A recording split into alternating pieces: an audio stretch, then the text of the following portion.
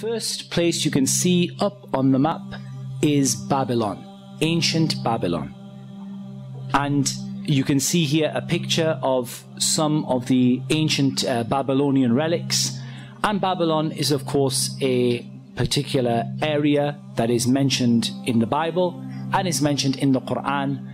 And the people of ancient Babylon were known for a particular kind of magic, and that is that they were well known for their use of stargazing and magic. So there is a relation in the magic of ancient Babylon between stargazing and astrology and magic.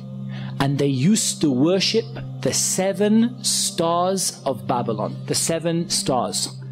They used to seek nearness to their gods through 3 things, particularly through the use of incense, the use of knots, and the use of sacrifice to other than Allah. Now we come to Egypt. And as you can see there, we have a picture of Egypt, and we have some Egyptian hieroglyphics. The Egyptians were well known for using in their magic hieroglyphics, symbolism, and magical words. They have many manuscripts and scrolls that are written in hieroglyphics depicting the carrying out of magic. There was a particular place where they were known for the magic that they did, and you all know the story of Fir'aun and the magicians and how that came about. So this is indicating the ancient magic that took place in Egypt. Now we come to Persia. These were a people in ancient times who worshipped Allah alone. Their great military commander Rustum was one of the people who first introduced stargazing and astrology to the people of ancient Persia. What about magic in Islam? Magic in Islam is represented by letters, numbers, symbols, and signs that relate to the zodiac. They added to the ancient magic of Egypt, Babylon, and Persia, they added disgracing the Quran and attacking the Quran. So I want to explain to you magic in the light of an ayah in the Quran. And that ayah in the Quran is the 102nd ayah in Surah Al-Baqarah. And Allah subhanahu wa ta'ala says, and they followed instead what the devils had recited during the reign of Sulaiman. It was not Sulaiman who disbelieved, but the devils disbelieved, teaching people magic, and that which was revealed to the 2 angels at Babylon, Harut and Marut. But the 2 angels do not teach anyone unless they say we are a trial, so do not disbelieve by practicing magic. And yet they learn from them that by which they cause separation between a man and his wife, but they do not harm anyone through it except by the permission of Allah. And they learn what harms them and does not benefit them. But the children of Israel certainly knew that whoever purchased the magic would not have any share in the hereafter, and wretched is that for which they sold themselves if they only knew.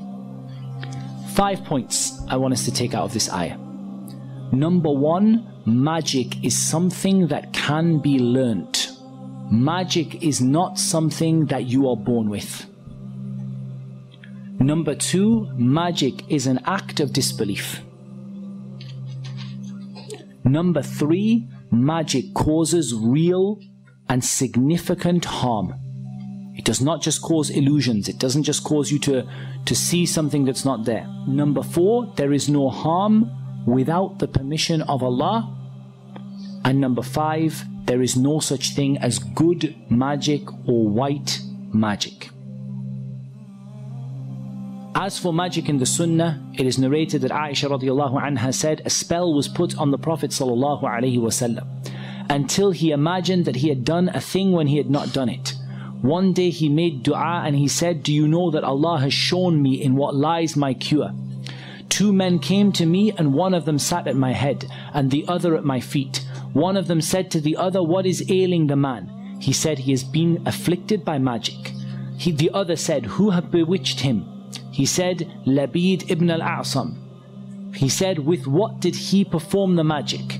Said, with a comb, the hair that is stuck to it, and the skin of the pollen of a male date palm. He said, where is it? And he said, it is in the well of Darwan. The Prophet ﷺ went out to the well and he came back and said to Aisha, its date palms are like the heads of devils.